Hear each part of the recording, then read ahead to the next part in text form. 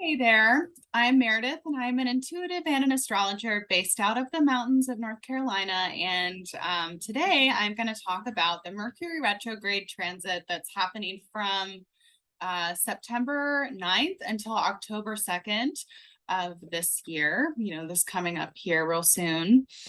And I'm going to talk about this transit as it moves through like Libra and Virgo and some of what you can expect and like some of the themes that may come up during this transit.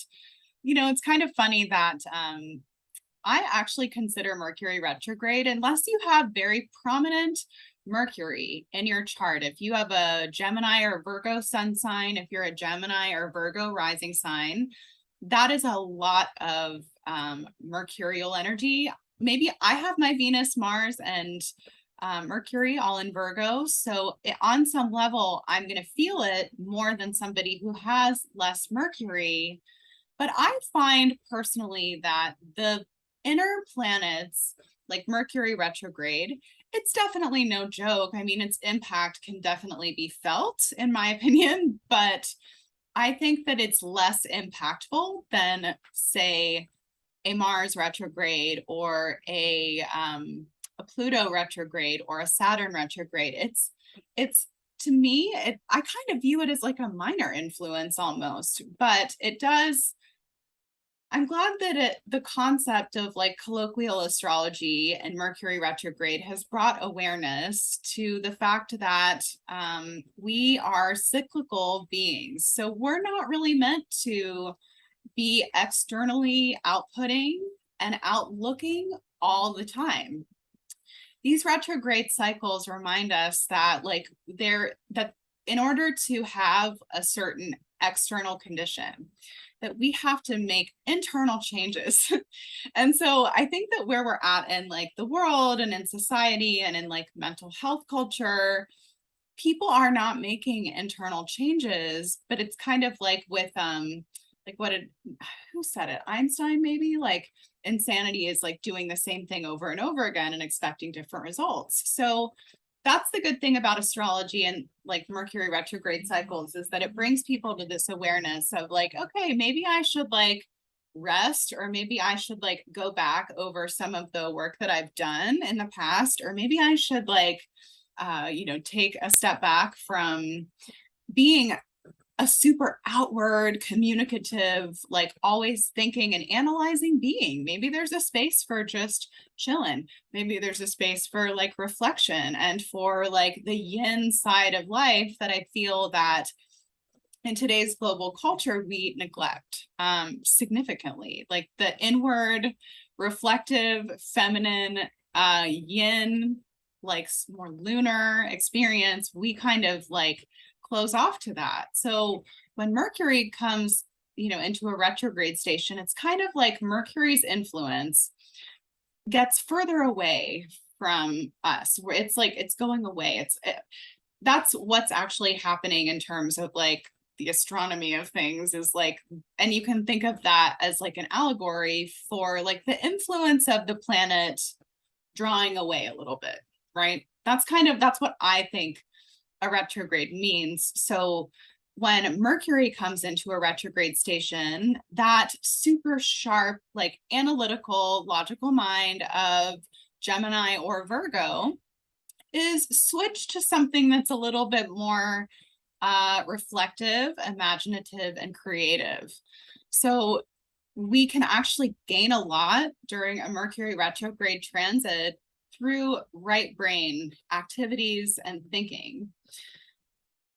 People who have Mercury retrograde in their chart, that's something that improves with time. It takes like time to season or whatever, but you can really see, like, as people who have Mercury retrograde in their chart become comfortable with the passive way of thinking, the imaginative, the creative, the visual, and like that's when you really see people with Mercury retrograde in their chart begin to thrive, as soon as they can detach from like the program that I always have to be thinking and I always have to be sharing information and participating in this constant, exhausting, objectively draining exchange, right? So we have a chance to kind of like, draw internally a little bit and become a little bit more passive and reflective. So we have to bounce the astrology off of the influences that are around us, right? So in that sense, we can look at Mercury retrograde in this time as kind of working against the current of what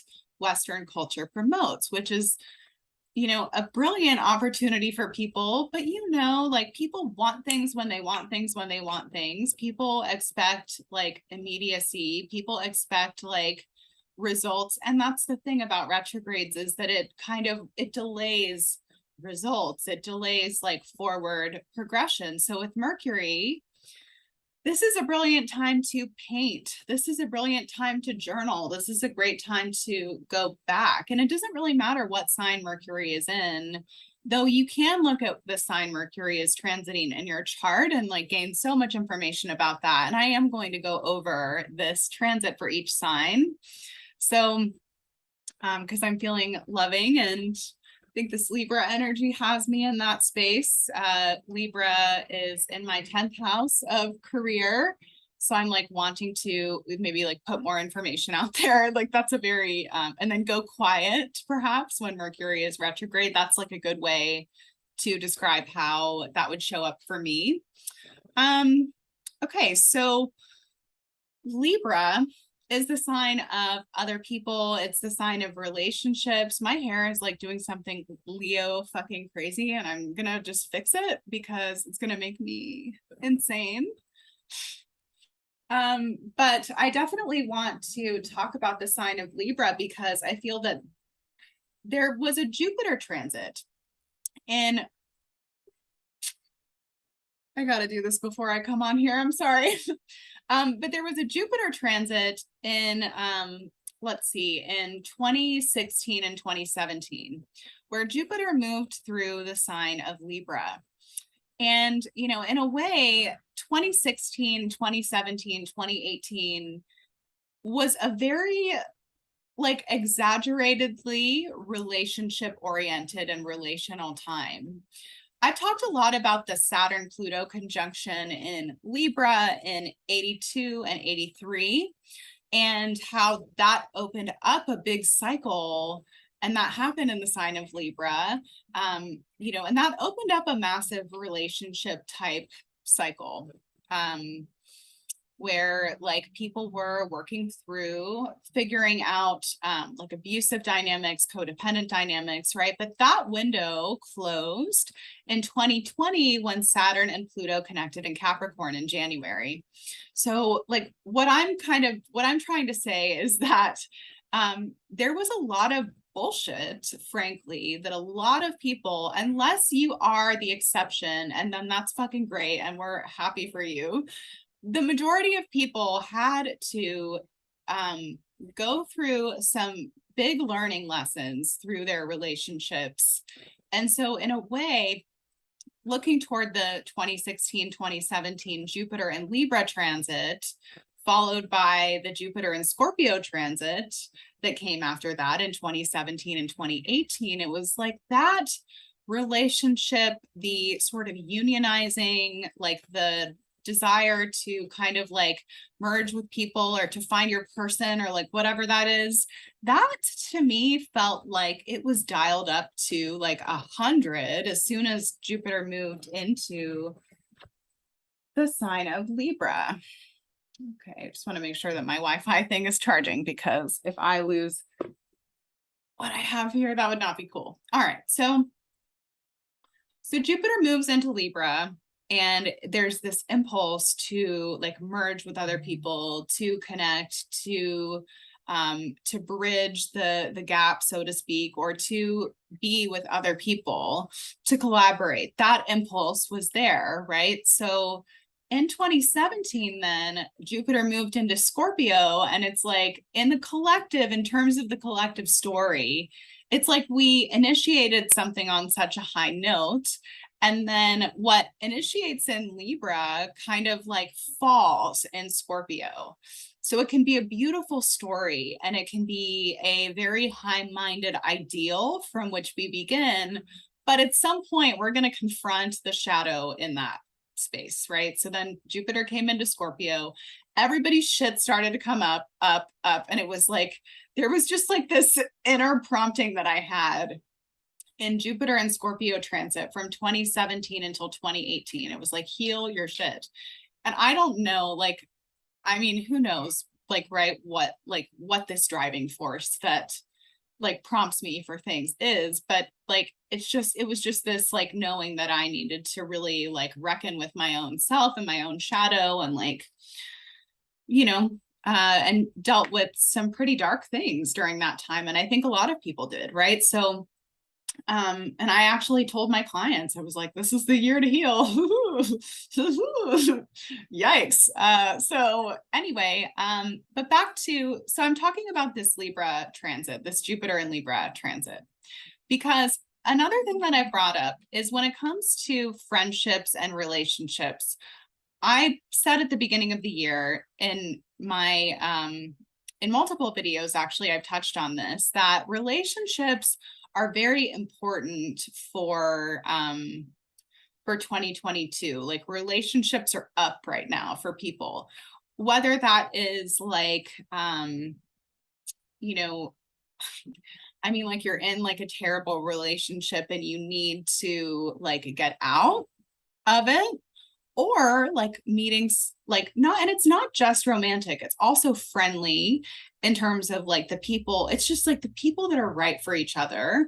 When Saturn moved into Aquarius, and interestingly, when the North Node moved into Taurus and when Jupiter moved into Aries, I actually believe that this really accelerated what I was feeling into with regard to the whole relationship thing, making sure that the people that are in your life are right for you, that kind of thing. But Jupiter in Aries and North Node in Taurus is a very different energy when it comes to relationships, right? So Libra is much more, Libra and Scorpio, frankly, are much more like romantic. It's much more of a like storybook, like refined. I think that the conditions probably for relationships and for forming friendships and partnerships and things like that were probably different in 2016 and 2017, in terms of like, now it feels like there's a little bit more of like splintering in the dating pool. There's a lot of things to contend with. And when it comes to making friends as well, I used to have a really hard time with that, but I've talked to a lot of people and they have a hard time right now with feeling isolated on one hand, so there is sort of like there's a both thing happening where we are having to touch base with like the deepest parts of ourselves and the most instinctual parts of ourselves, and then see what relationships come naturally and see which relationships leave us. Like that's kind of that's a whole different story than when Jupiter was in Libra in 2016 and 2017. Now Jupiter is in Aries. That's the opposite sign. That's a different energy. So even though 2022 is equally as important in relationships, it almost makes it more authentic this year than in 2016 and 2017, because we hadn't closed out that Saturn-Pluto cycle in Libra that initiated in 82 and 83, and then closed out in 2020 at the beginning of the year. So the Jupiter transit almost, in my opinion, like exaggerated like the delusion of like the one, or like, like I think that the runoff from that transit, especially like the runoff into Scorpio, pretty much like there were a lot of like very brokenhearted twin flames during that time. It was like just as a reader, and as somebody who like has done a lot of like psychic fair kind of work, and you just saw a lot of that. Like it was very like focused on just the one thing, on love, and I get it. But, as we can see, like coming into 2020, 2021, 2022, there are other parts of life that if they're not formed, then you really don't have within your relationships with other people in general, a solid rock to stand on, right? So kind of like, I'm describing this for a reason, I promise. This, Jupiter and Libra transit in 2016 and 2017, and sort of like the disillusionment potentially that we experienced in our relationships 2017, 2018, because, all right, it's like you make a partnership connection or a friendship connection, right? And you like have this idea in your head of what this person is like, right? And then as time goes on, you kind of see a little bit more their shadow and their uglier parts. And how does that like combine with like your triggers and, ugly shit and like shadow, and that process can be messy. Like if your ugliest parts don't like get along or don't like each other, if there is like some type of like meaningful exchange of truth, then that's a problem. Like that's like a deal breaker where like, I think that that's kind of the energy that we went through in 2017 and 2018 when Jupiter moved into Scorpio in the latter half of 2017. There was just like this experience of like, oh, because we were experiencing the overgrowth of that Saturn-Pluto conjunction, which has to do with like all of the dating sites and the way that like even making friends and making relationship contacts like has become kind of cheapened and like less organic. Like all of that is very Saturn-Pluto in Libra, and people not wanting to form like committed attachments, or like people not wanting to pair bond, or like not feeling safe in that space, or like not feeling safe to be vulnerable with their friendships. This is the kind of thing like that was exaggerated and came up through like that transit because we had not closed out that Saturn-Pluto cycle in Libra. So come into 2020, right? And Saturn moves into Aquarius twice, both in March and in December. Saturn in Aquarius is putting like a microscope or like a like magnifying glass to some of these people that have occupied space in your life and saying like, what is actually the commonality here? Like maybe there actually isn't like the same kind of commonality that I thought. And I think that this transit, by virtue of our hard work and our choices, honestly kind of aligns us with people that are a little bit more like-minded and a little bit more like correct in the energy, where it feels like there's no like vampiric exchange. That's the kind of thing that I feel like Saturn in Aquarius is truly setting us up for when we look at like the most beneficial influences possible for it. So yeah.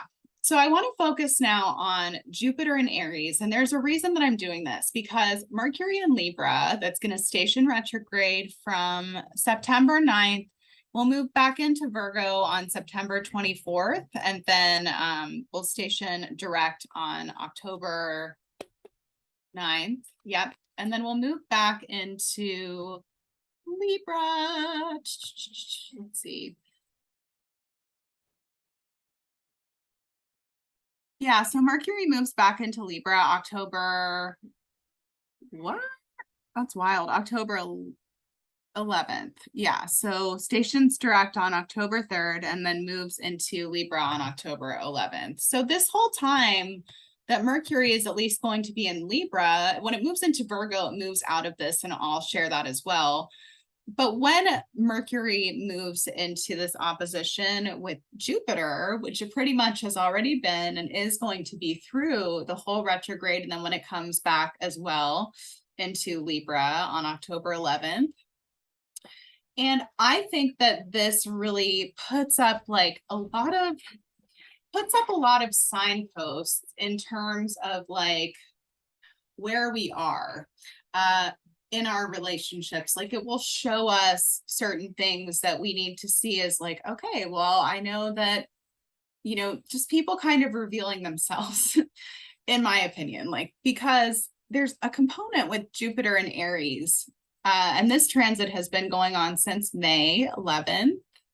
and has been retrograde since July 28th, I believe, in Aries, and will move back into Pisces on October 28th. And yeah, so until October 28th, we really have this like beautiful Jupiter and Aries transit. It's much less delusional, in my opinion, than the Jupiter and Pisces transit. But this Jupiter and Aries transit is kind of like calling up this like idea of our below conscious level instincts and what our body is communicating to us.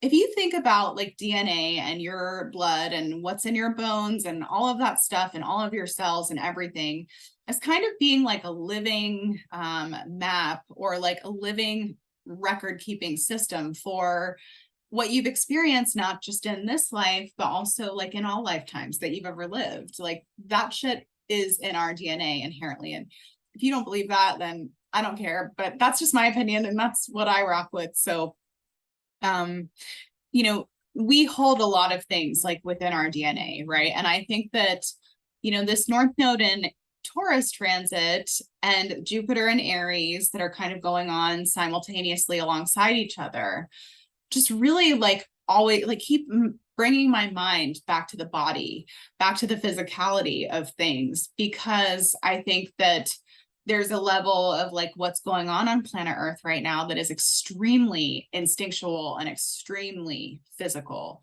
and extremely individual, believe it or not. I think everybody's having their own individual process right now. So, you know, in a way, I think that the Jupiter and Aries transit is like a revival of self-preservation and sacred selfishness. So our body is literally screaming at us right now, most of us, where it's like, you need to stop doing this, or you need to keep doing this. You know, when you see someone, you know, that you go out of your way to see them, you come away every time with a stomach ache. You're gonna start to think like, hey, maybe I should listen to my body. That's Jupiter and Aries, right? So very different from Jupiter and Libra, that's very mental and very much idealizing things and like being on like a high tower, a high mountain of like, you know, initiating kind of from the mind a little bit in relationships that we see a certain way,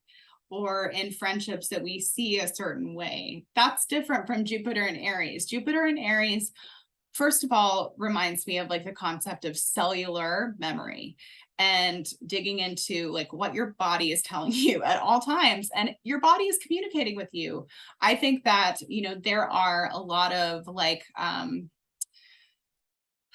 ways that trauma is induced maybe to separate people from trusting the responses of their body. There's a certain coherence missing sometimes in the body of people who have had major trauma. So, you know, it's like we're not responsible for like how we were traumatized, but we might be responsible for bringing ourselves through bullshit basically back into coherence with ourselves, like where our full body is in a system of coherence, and it's a practice, and it's not going to happen overnight, and it's not going to be perfect. But I think that this Jupiter and Aries transit is kind of like pushing us in that direction of looking at the ways in which our body keeps the score, which is kind of the opposite of what like the dominant paradigm wants you to do, which is to be incredibly mental and mindy right now. It's like opposite that. It's like instinctual and individual and cellular. It's like in your cells, like your body knows just what to do, while Jupiter is in Aries. And I think like I'm kind of, I wear the transits and like really experience them. So I feel like this transit has been good for me in terms of like learning to trust like my instincts a little bit, and like learning to dip a little bit more into the primal, which like being embodied and being messy and like being like you know, like taking action, like none of that stuff looks like you think it's going to look, so a lot of the time, and it can be messy. Guess what? Birth is messy. Like Jupiter and Aries is birth. It's birth. So it's like it's messy. And I think that that type of energy that's more instinctual, along with the North Node in Taurus, that is like, who aligns with me rather than who do I align with? You know, it brings out a more authentic nature actually in relationships, I believe. It brings us to a more authentic space where we're able to be our true individual selves, which is very much that Jupiter and Aries kind of influence. And then we can, like, you know, see who jives with that. So this Mercury retrograde transit in Libra is going to be very much about that. Who jives with it? Who doesn't? And, you know, I think that some of the like revealing of people, and that's something that I've been talking about since the beginning of the year, because I believe that it's important for this time, that's going to keep happening, you know, through this Mercury retrograde transit. And I think that we have the ability to kind of like choose then who we interact with and engage with based on like what we see. Fool me once, shame on you. Fool me twice, shame on me. If we allow certain things to continue after seeing something that we need to see, say when Mercury is in this retrograde transit in Libra from September 9th until the 24th, like if we continue to be in relationship with people who maybe, you know, aren't the nicest, or that we feel like we have to like majorly overextend or act like we're not ourselves, because Mercury is kind of like, can be a little bit chameleon, like can play whatever part. So if we have to like be so diplomatic and act like we're not ourselves, then that is ultimately like an unsustainable relational dynamic. And I think that we want to look at, like with the North Node in Taurus right now, like, and Saturn in Aquarius, the durability and sustainability of some of our relationships, as much as I hate to bring the word sustainability into this, but it's like, who in your life like sustains you, where there's not an energetic exchange that's vampiric, but an energetic exchange that's beneficial, you know? So on September 24th, Mercury is going to move into Virgo. Excuse me. Let me have some water. I'm like, I probably needed water for like the last 5 minutes. That's extremely Mercury and Libra, by the way. Like, don't hold your pee and don't wait to drink water.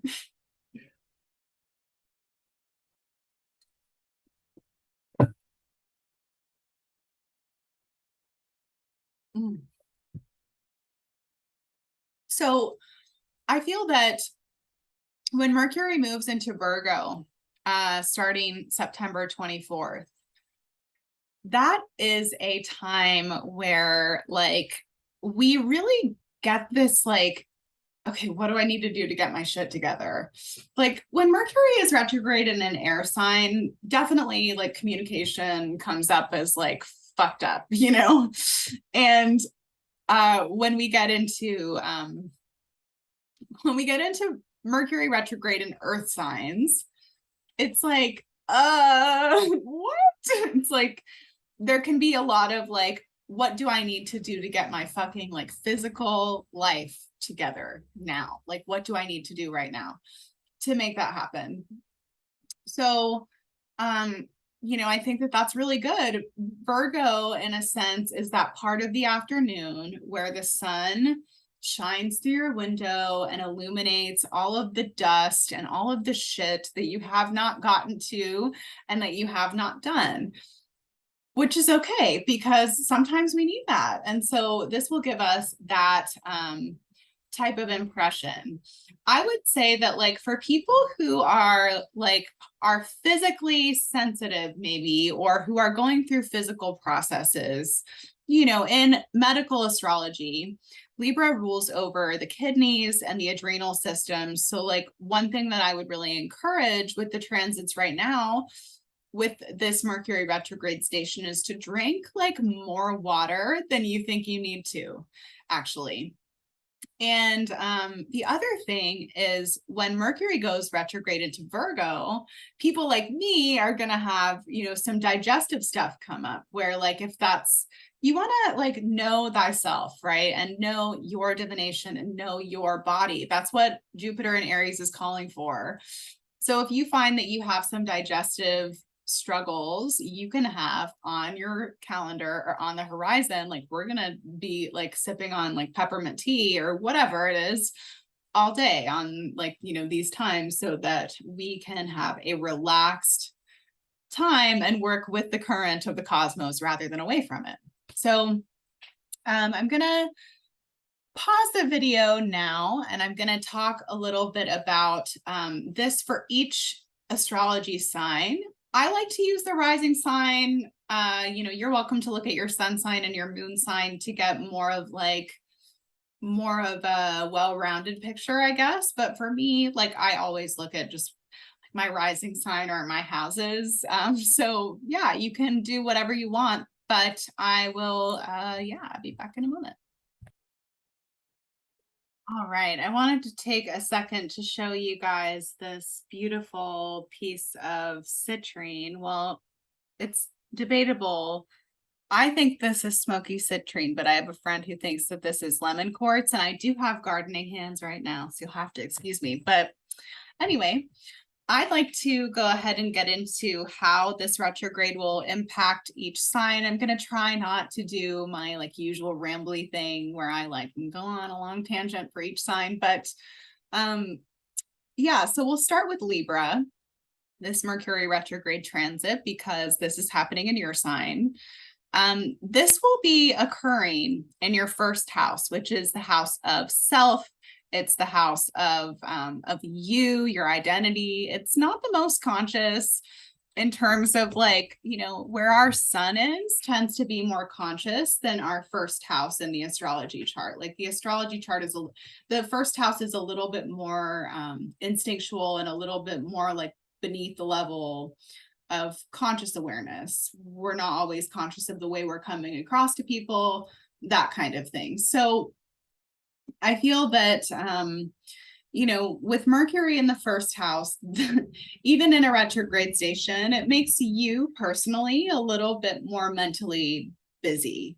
It's kind of like you're going through like your inner filing cabinet type system where you're kind of like archiving different things that, is this mine? Is this not mine? That kind of thing.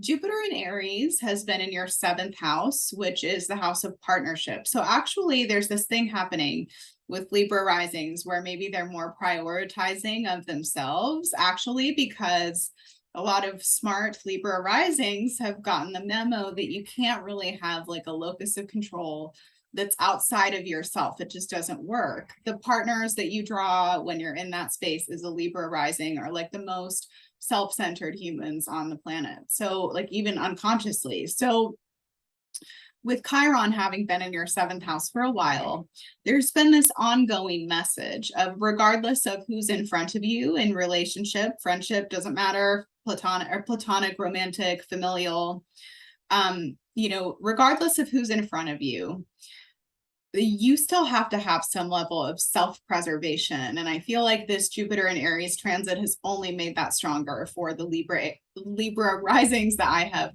witnessed their growth and development like over the course of years. So, in a way, it's like you kind of want to retain some focus on yourself while Mercury is in your first house and kind of balance, the output that you give. Just take like a little inventory of that. And then Mercury will move into your 12th house, which is where the logical mind on September 24th in Virgo, the logical mind kind of goes away. So you might be very active in dream time, very imaginative, very intuitive. You might also feel kind of tired, or like, it's like when you feel like you're not really doing anything, but you're like doing everything, that's kind of how Mercury in the 12th house in that retrograde transit is. Mercury will station direct in your 12th house, which kind of gives you a little bit like, it's like a foresight kind of energy around October 3rd. And then Mercury will move back into your first house. So you're back to kind of like focusing on yourself, being mentally busy after October 11th, when Mercury moves back into Libra. So, all right, I'm going to cross that one off my list. All right. So, and I'm going to hopefully include timestamps like a person. You know, we have maybe like a person out here. All right. So Scorpio, this retrograde transit of Libra, this Mercury retrograde transit is happening in your 12th house, which is the house of like the unconscious mind, dream time, like isolation. So if there's a part of you that kind of wants to draw away a little bit or like remove yourself a little bit from the world, like a part of you, I would say that's good. The understanding of symbolism can be extremely helpful, because I think when Mercury goes into the 12th house, a lot of people just think, wow, I'm having like, or when Mercury takes a retrograde station in the 12th house, people are thinking like, oh, I'm just having so many brain farts, or like I'm having brain fog, or like it's not like working.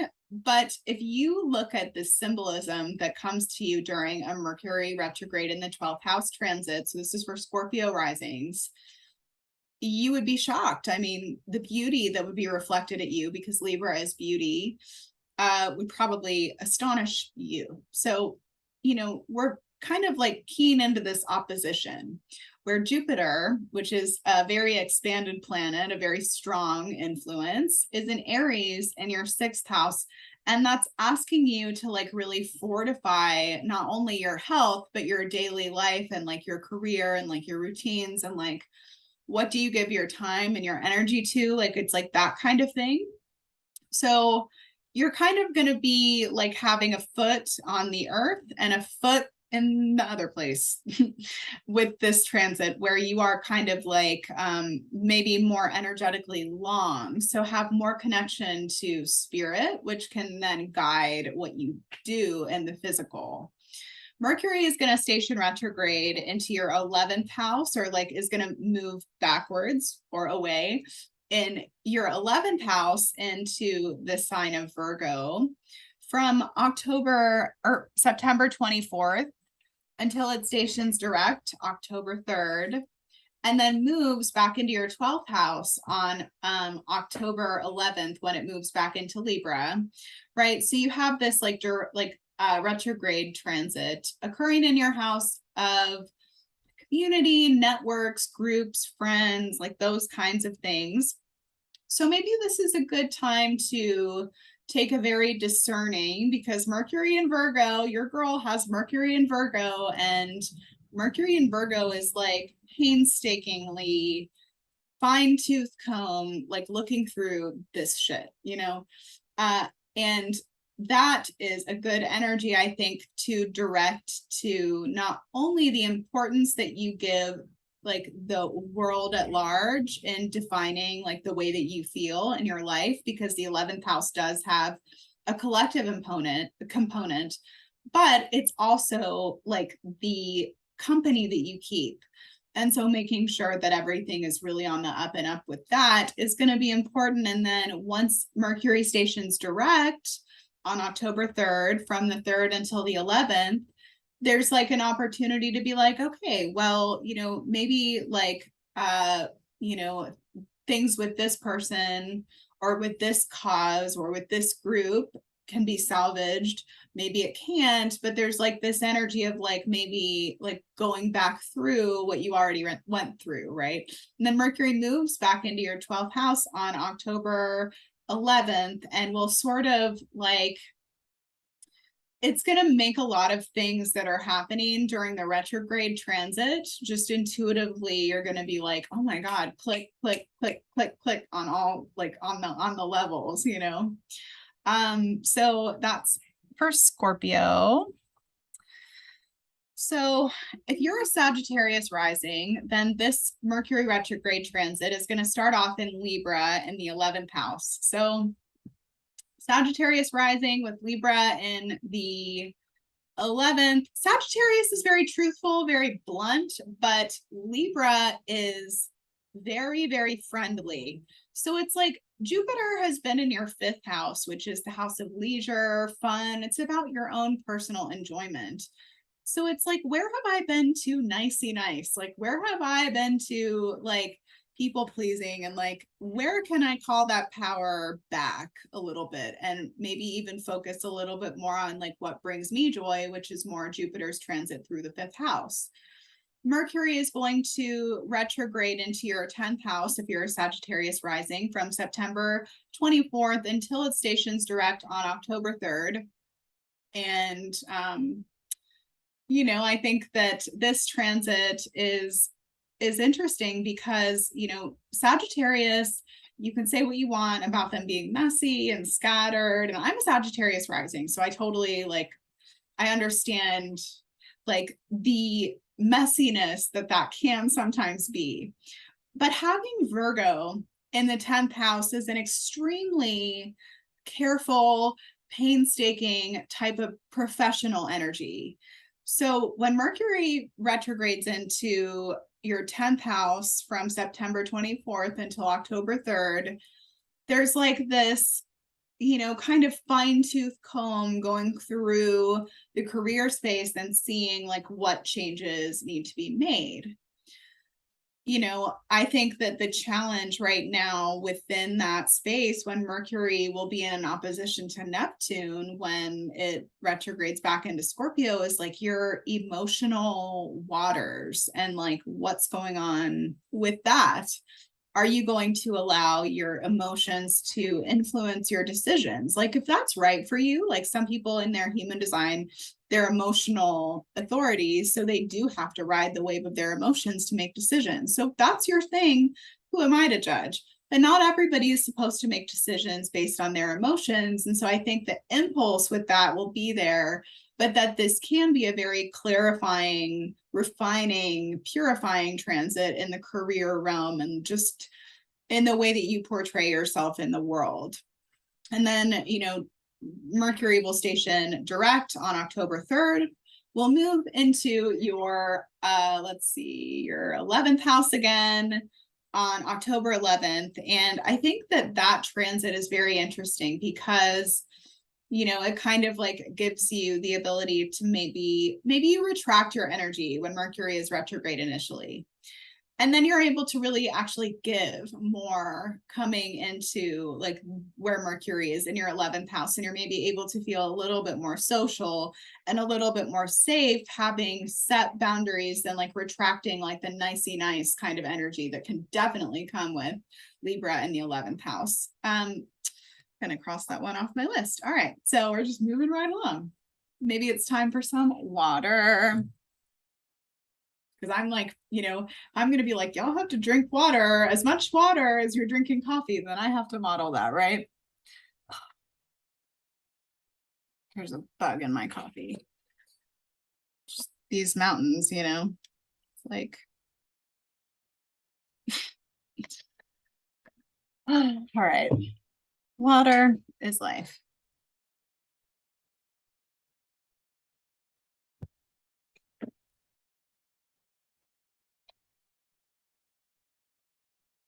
Mm. All right. Thank you for allowing me to refresh. Okay, so Capricorn rising, this is occurring, this Mercury retrograde transit is occurring in your 10th house, which is the house of career. So, you know, one thing that's interesting about this is that Jupiter has been opposing, like, has been in the opposing sign in Aries, which is in your 4th house, which is the house of like home. So interestingly, right, Capricorn is very career oriented. They like to come across a certain way in their career space.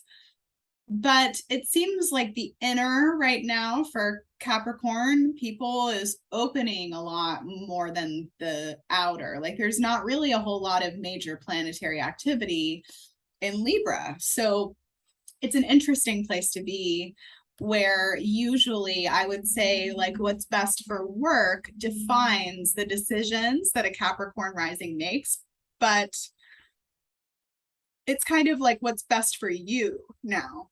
that is defining the decisions that you make in career realm.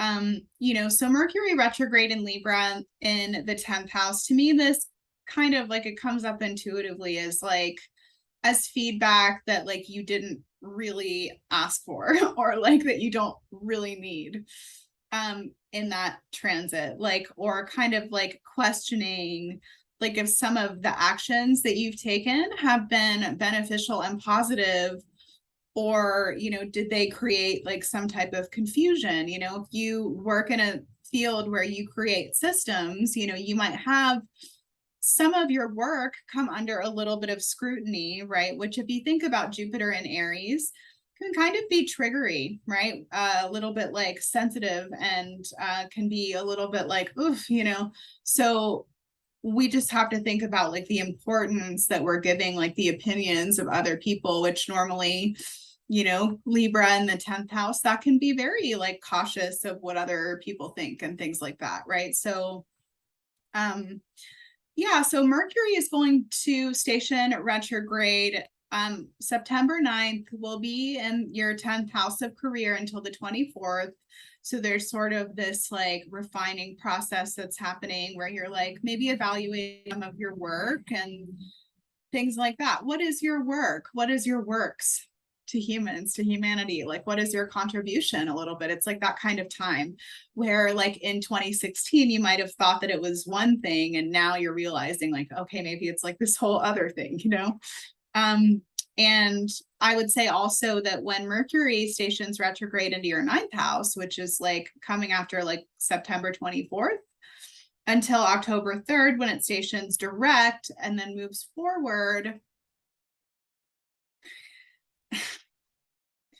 I would say that this Mercury retrograde in your 9th house is a great opportunity to be like, all right, what am I primarily believing about my life and about the world? And like, what kind of belief systems or like internal symbols am I like giving a whole lot of energy to?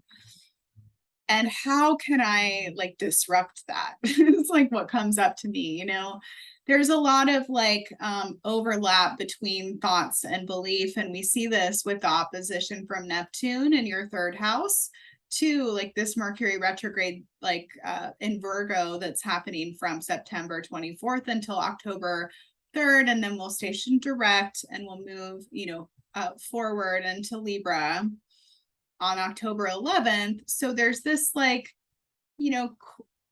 there's this phrase, and it's kind of biblical, and I hate that, but it does kind of explain these sort of muddy mental and philosophical waters of the 3rd house and the 9th house for you as a Capricorn rising from September 24th until October 11th.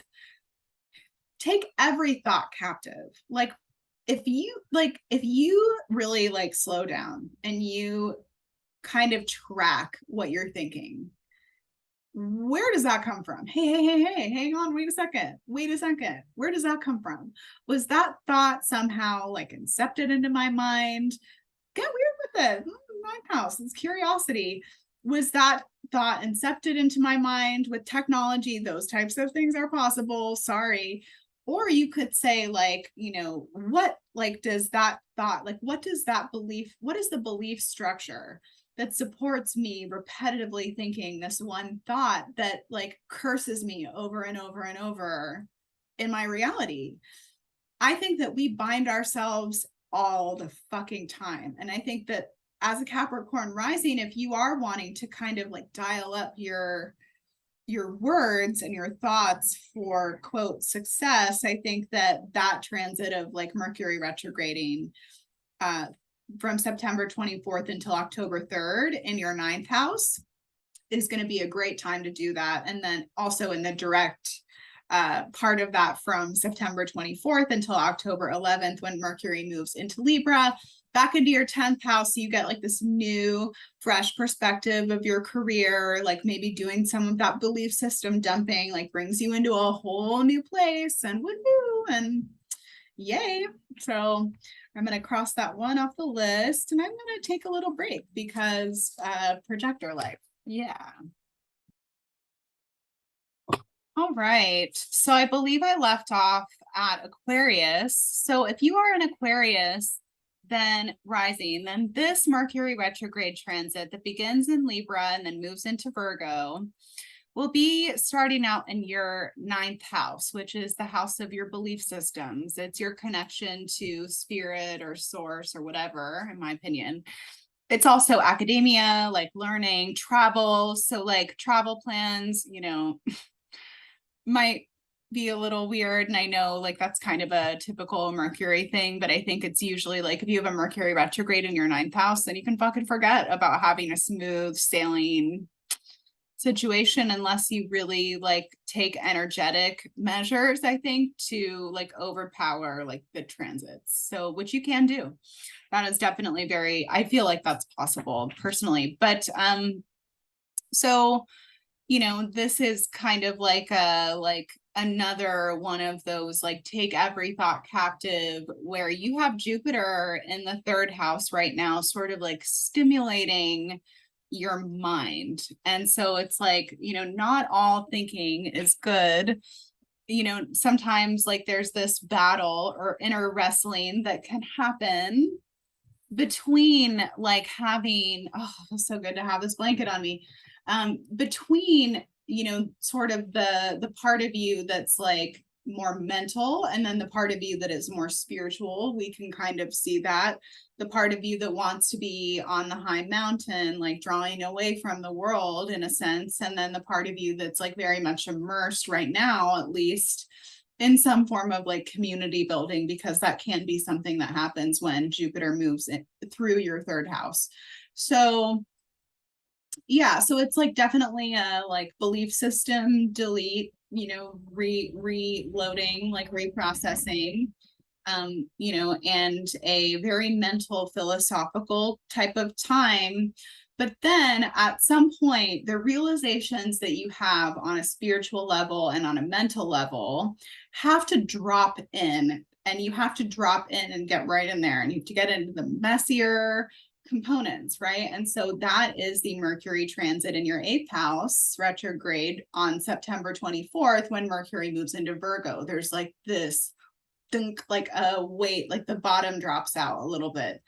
It's not a bad thing. If anything, it's a good thing, because once we make the cellular connection of that, when we make the cellular connection, then so much can kind of open up. So I would say that that's a good thing to pull like the revelations that you have while Mercury is retrograde in your ninth house. Hey, meow, meow. Hi, honey. Hey, sweetie. This little cutie.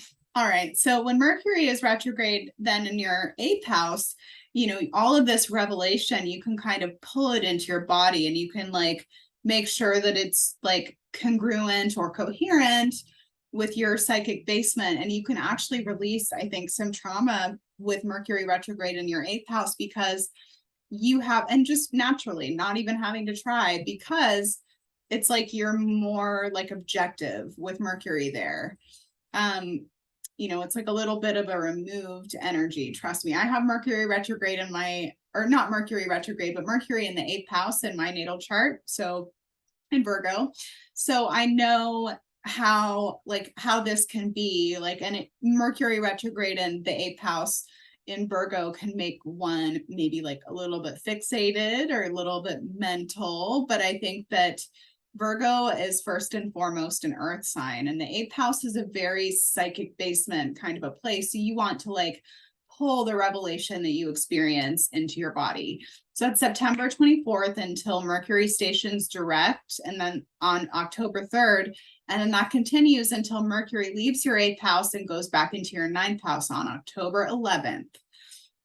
Back into Libra. And then it's like, click, click, click, click, click, in terms of like, once you integrate some of that stuff into your body, there's like a lot of room, like long energy kind of is what this reminds me of. So, so I'm going to cross that one off the list.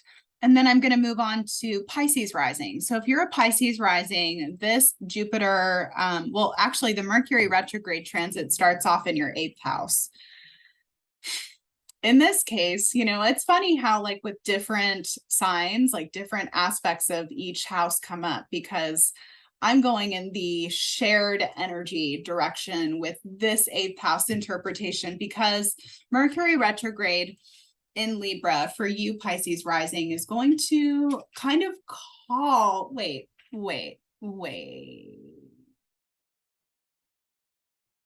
Yeah. All right. So for Pisces rising, their Libra is in the 8th house. Okay.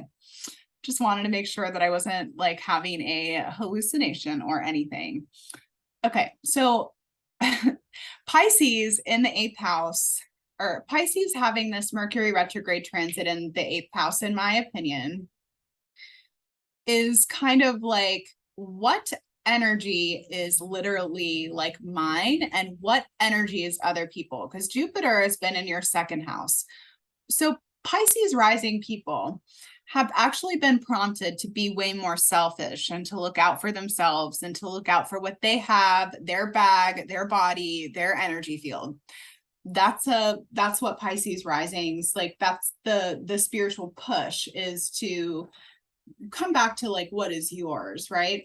So this Mercury transit in Libra and the retrograde station in your 8th house from September 9th until September 24th is like a checkpoint of like, where have I like really externalized, where have I given my power away to others and like my energy? Where am I being too generous? Where am I giving money like where I don't need to be giving money? Like, have you been donating to like, it's like, you know what I'm saying? There's difficulty that comes up around like the space between where you end and other people begin.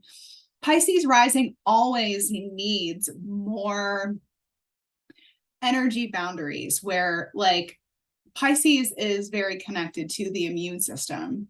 And the physical immune system is very deeply connected to the spiritual immune system. And I also think about that with the 8th house, because the 8th house is the house of energy and the occult, which is why you see a lot of 8th house people that are weirdos like me.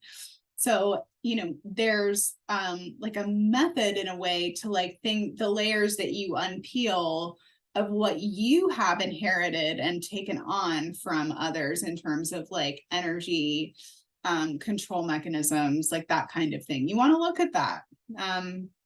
Take a deep look in there and, you know, kind of like taking or retrieving your energy from places where like maybe like if you have friends or people in your life who drain you dry, and then you're left with no energy or internal resource for yourself, you have to look at that during this Mercury retrograde transit from the 9th until the 24th of September. Now, when Mercury stations retrograde in your 7th house, you know, and Neptune is in your 1st house, and, you know, Mercury will be opposing Neptune. I don't know why I haven't brought that up for all signs. I think maybe for some signs it feels like more important than others in the interpretation in the moment. But, you know, Mercury being in an opposition to Pisces in the retrograde transit from September 24th until October 3rd, until October 2nd,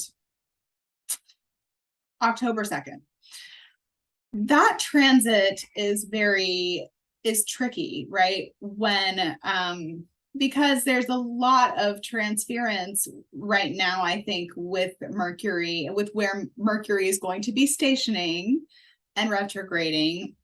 Mercury in the 7th house is like other people's chatter, other people's opinions. And I really believe that Pisces right now needs to give no shits about that kind of thing. No shits at all about like, you know, other people's approval or like validation. Like that feels very out of alignment for Pisces risings, who are actually retrieving their selflessness and just the giving of themselves. That's something that you're peeling back and taking yourself back. So maybe that's an impact of the Mercury in your 7th house transit, from September 24th until October 3rd. And then when Mercury stations direct as well on October 3rd and moves into your 8th house, October 11th, and then you ride out the rest of that transit, suddenly you're standing more solid on your own 2 feet. And you are not giving energy to people who are just like lost souls who are like literally intent to drain you. And this goes for every relationship that you have. Like it's really like it's a time to have that type of thing under scrutiny, I think, for Pisces risings. Okay, for Aries. So Aries risings, it's again like a case where with Jupiter in your 1st house since May and until October 28th. Yeah, that sounds right. Yeah. I just question myself on the date sometimes. If you're an Aries rising, then kind of like Pisces rising, you are to be giving no fucks about what is going on with other people. It's your show. It is your show. It is about what you have going on, what you're initiating, what you're getting started. It has nothing to do with other people and their opinions. But this is where that type of thing comes up with Mercury retrograding in your 7th house. You know, so like you could have, I mean, there's definitely like an exes cropping up from the past with Aries rising, you know, and there's like this sort of like frustration around exes and around partnership, you know, because there's a part of you that knows that you want to draw really deeply like within yourself so that you can be the ultimate spark that starts the whole fucking fire, you know. That's the truth, you know. So with Mercury stationing retrograde in your 7th house, you know, this is a time where like it could be really easy to go outside of yourself, but it's not going to happen, not to the people that watch this channel. There's going to be a little bit of a boundary between you and the outside world because you know ahead of time that you might need that kind of thing. So with Mercury continuing on in its retrograde transit in your 6th house, starting on September 24th until October 3rd, this energy is interesting because in a way Aries is so like the magnifier of everything that the collective has going on. Your houses map up perfectly with like what everybody's going through. So when Mercury comes into your 6th house, it's like, oh my God, I have to get my shit together. Like I have to like figure this shit out. But there's this opposition to Pisces that's like having you kind of like lost in la la land a little bit. And it can be kind of hard to figure out what to prioritize from September 24th until October 3rd. Though I think, you know, Mercury retrograde in Virgo still does bring that like really good logic and reason to the situation, regardless of what it's in an opposition to. And then Mercury is going to station direct on October 3rd in your 6th house. And so there's like this, okay, I'm going to get all my shit together. I'm going to get all my shit together. And then October 11th is when Mercury moves back into your 7th house. Maybe there's some repairs that are made in certain friendships or relationships based on like what happens during this retrograde transit. And yeah. So that's Aries rising. And then for Taurus risings, and then after this, I'm going to have to take another break because I am a wimp. Just kidding. Talking about like binding myself with my words, right? So for Taurus people, this Mercury retrograde starts out in your 6th house in Libra. So it's like this whole like shit, like, you know, what, like, it's kind of like the errands of things, the mundane of things, the work of things, the routine of things, the health of things, you know, kind of like goes a little weird during a Mercury 6th house retrograde transit. And it's one of those things where, like, I think practicing patience, practicing compassion with others, not being too critical or too harsh on others is really good. So if you are a Taurus rising, then you would have had in the last like couple of months since May, Jupiter in your 12th house, which is just illuminating so much in your dreams and in your vision. It's probably making you want to like draw away from the world and into your isolation like chambers or whatever, which can be handled a bunch of different ways, right? Like that can be escapist or it could be spiritual, and it kind of depends on you. But there's like a necessary balance between like, you know, kind of like the real world and the spiritual, sort of like the world that layers over top of the real world, you know. I think that you're going to learn just how much actually energy, the impact of energy comes into play. You have a lot more power, I think, in this transit than you think you do, because when Jupiter is in Aries, the power, and like in your 12th house, the power is like, it's very internal, but it's also hard to reach. Like you have to reflect and sit and like, you know, write down your dreams, and, you know, you have to have a little discipline, because Aries is kind of a disciplined energy where it like wants to move on what it's experiencing and seeing and sensing and feeling. So, you know, in a sense, there is like a very much like a being guided and, you know, using energy to your benefit as a potential. So just practicing compassion and patience and drawing down some of that like 12th house Christ consciousness into your everyday life, where people might be fucking frustrating and it's the line is not moving as quickly as you want it to move, and you know it can be frustrating. And you know, Taurus can definitely get frustrated when things don't go its way.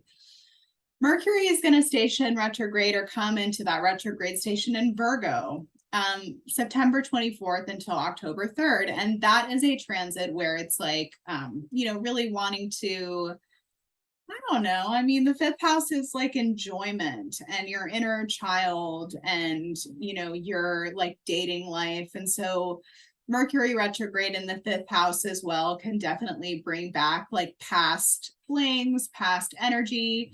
Miscommunications with children are definitely a potential. Like, you know, the same like feel good remedy, like not quite working like it used to, and then having to find some other way to arrive at like your sense of joy. That's what the Mercury retrograde in the fifth house transit could feel like, especially within the opposition to Neptune in the 11th. One thing that Taurus risings in particular, and I want you to really hear me right now, can struggle with is this sense of collective empathy.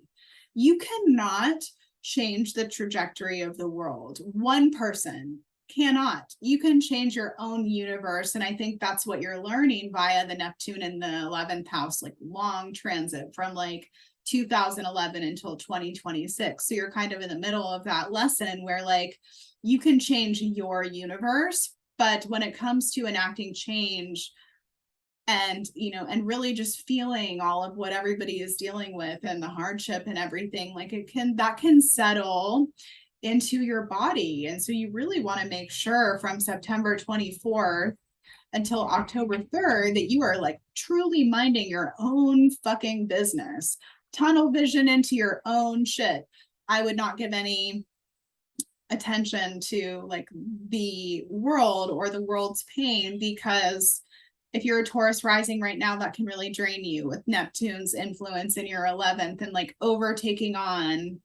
I mean, empathy is always a beautiful thing, but empathy can definitely be used against people. So I just want you to focus on that. So Mercury stations direct on October 3rd. And then on October 11th, we'll move back into your 6th house, where it's about, again, like, you know, getting your kind of like daily life together and maybe putting back or like resolving some of the mistakes or frustrations that happened during this retrograde transit.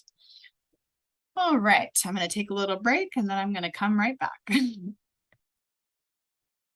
All right, where did I leave off? So I believe I left off at Gemini. So if you are a Gemini rising, then this Mercury retrograde transit is going to be happening in your 5th house. Initially, it's going to start off that way on September 9th when this transit gets going. So Mercury retrograde in the 5th house is kind of interesting because it does tend to bring up like exes. It brings up like the 5th house is the house of dating. So it's kind of like the way in which you approach dating and like getting to know new people, being leisurely. The 5th house is also children. So In a sense, I think about the fifth house as an extremely personal place, right? But Jupiter being in your 11th house has been pulling you to a place where you're like more outside of yourself and creating community. So if you are a Jupiter, well, if you are, okay, so if you're a Gemini rising and you have Jupiter transiting your 11th, there's been a lot of energy of like friendship and a lot of energy of connection. So in a sense, it's like coming back to what pleases you during this Mercury retrograde transit and like slowing down enough potentially to enjoy that. And then also, I love how this smells. Okay, so as well with Jupiter being in your 11th and Mercury being in your 5th, you know, this is where like we can tend to kind of overextend ourselves a little bit, you know, where we want to promise everything to everyone, including ourselves. And in that type of interaction, usually we get the short end of the stick. So just be aware of that. On September 24th, Mercury is going to come into Virgo.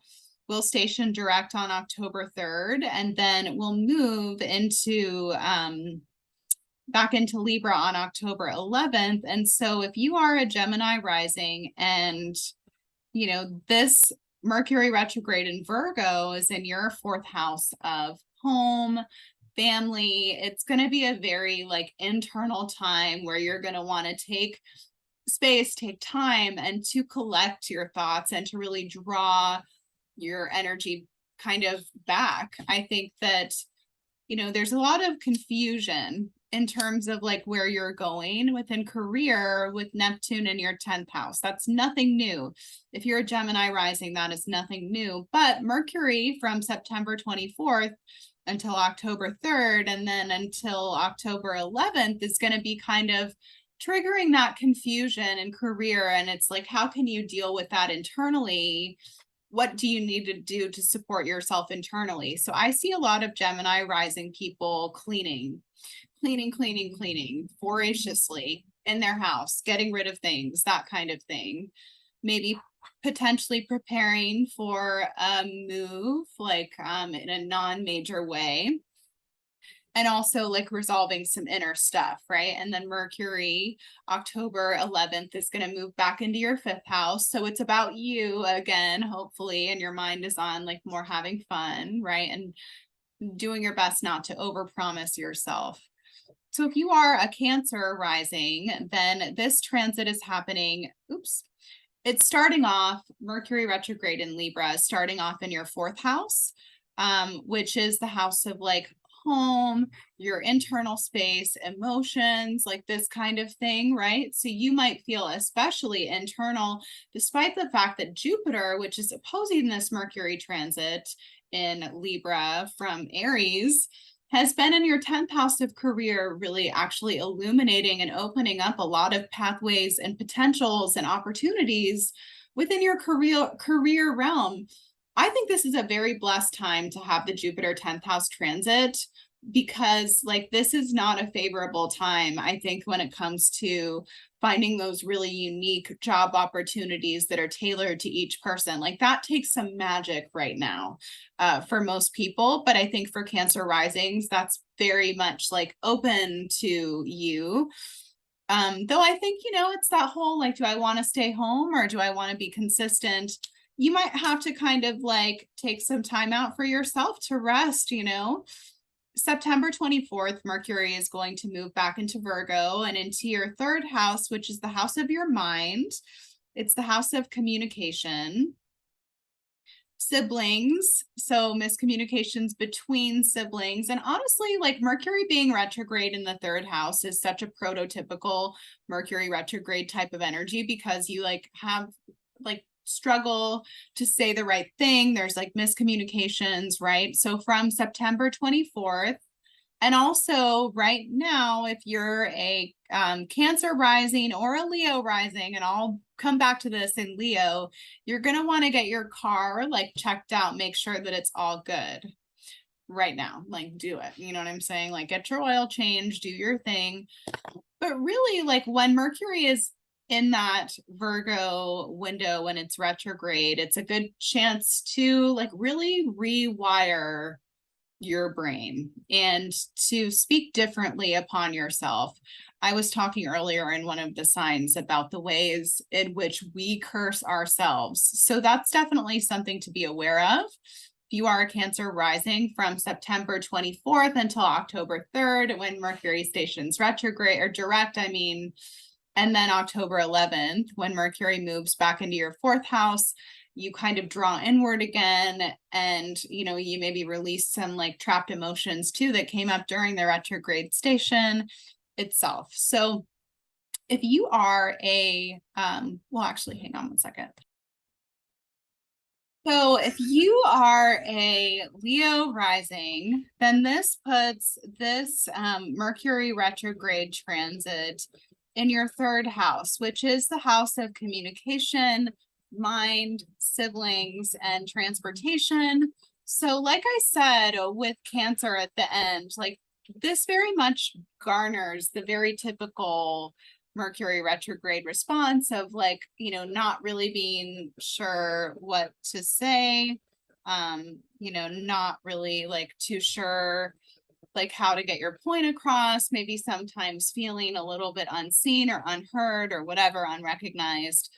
I would say also to get your oil change, to get your car situated or like your transportation like figured out now so that you don't have to do it when Mercury is in retrograde and when things come to it. The other thing that I wanted to share with you is that Jupiter has been in your ninth house, which is the house of belief systems. So in a sense, we can kind of, it's like we gain a new belief system, or like we come into this new awareness, right? When Jupiter enters our ninth house, and then we are like fucking gung-ho about it.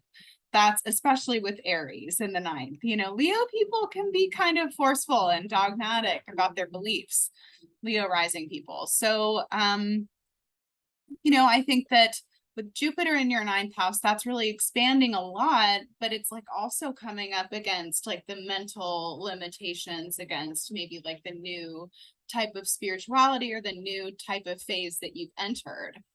I would say as well that you want to be careful with the way that you convey the information that you're receiving, because I don't think that everyone, like not everyone is going to see it the same way. And so I think just like being cognizant of like individual difference, and that it's not like really one size fits all, which sometimes Jupiter and Aries in the ninth house is like, this worked for me, must work for everybody, right? So I would say like avoiding ideological clashes with like friends and siblings could be a good idea, or like, you know, because that impulse is there with the Mercury opposition to Jupiter. So when Mercury retrogrades into Virgo on September 24th, this moves into your second house, which is the house of values, self-worth, you know, material possessions. And so there's going to be like a desire maybe to individuate, or to like become maybe more aware of the space where you end and someone else begins, right? So I think that that process will be really good, a process of individuation, because Neptune has been in your eighth house, which is forming an opposition to this Mercury. And Neptune in the eighth house, it's very easy to get lost in others and in like empathy and situations and that kind of thing, right? So we really want to be cognizant of that and come back a little bit to like, if you're Leo rising, your bank account, your time, your resources, your energy. And I think it's good for at least a temporary, from September 24th until October 3rd, and then until October 11th, when Mercury stations direct October 3rd, moves into Libra October 11th. And so it's like, you are going to want to, I think by October or October 11th, kind of have more of your stuff like figured out in terms of like finances, possessions. Like I think this is a good time to like, if you're like a budgeter or some shit, you know, this is a good time to like reevaluate that, like to look at how you're orienting yourself toward the material. Virgo in the second house can tend to be a little bit like nickel and dimey, and so that's something to keep your eye on, I guess, right? So all right, and then for Virgo risings, my very last sign, I made it somehow. This Mercury retrograde is going to start out in your second house on September 9th until September 24th. So when Mercury stations retrograde in your second house, sometimes there can be like an unexpected expense or like a bill to pay or like something that comes up like that. And this can be like something that kind of like, it like catches you a little bit off guard. I would also say that Mercury in the second house weirdly can also be like unsolicited criticism, in the sense that like it can impact your self-worth, or your self-worth can take a little ding. But I really feel like, especially with Jupiter and Aries in your 8th house, this is a very deeply transformative transit. So in a sense, from May, 11th, when Jupiter came into Aries, you've been like fast tracked essentially. So it's like a deep transformation. So in a sense, you've been swimming as a Virgo rising in some pretty fucking deep waters out here, really since May. And in various ways, I think, as well, like before that, but really like May took your transformation from here to here. And so sometimes it's necessary for us to take a fucking break from the intensity of that, from the fervor with which we are going at that. Sometimes it's nice to like get up on dry land a little bit and like take a breath and like focus on my body at this moment, and like my tea and my coffee and like the simple things. There's like a call back to simplicity for Virgo risings, I feel like. And a differentiation, or like a little bit of an individuation, because you're kind of in other people's shit right now, as much as like, it depends on how you orient yourself toward that, whether or not you feel like that's a good thing or whatever. Like, I'm not really dealing with like good and bad when I'm into, but there's like a, depending on what works for you, then good and bad is going to feel different because everybody's different. So when Virgo moves into your first house of self, Mercury does that on September 24th. We'll move back into Virgo, so back into your sign. I would love to see like Virgo rising go through a refining process that is not so critical of yourself, because I could really see a lot of Virgo rising people getting into this place where you're like, like, okay, now Mercury is retrograde in my sign.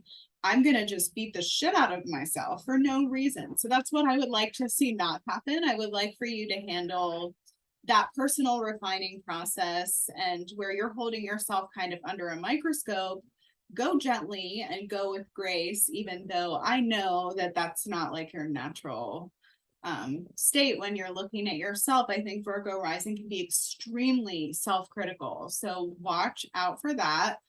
And then, I think that the rebuilding of self really happens when Mercury stations direct, and when Mercury is in Virgo from September 24th, stations direct on October 3rd, and then comes into Libra October 11th. So from September 24th to October 11th, it's about you. It's about you, and that's it. But it's also just like about maybe retrieving pieces and parts of yourself that you've lost along the way in your relationships, differentiating a little bit from where you have overextended for others, bringing the focus and the limelight back on yourself, but not in a way that is punishing or cruel.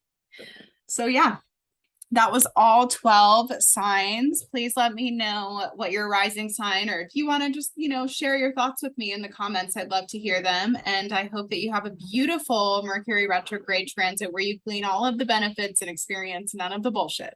All right. Bye.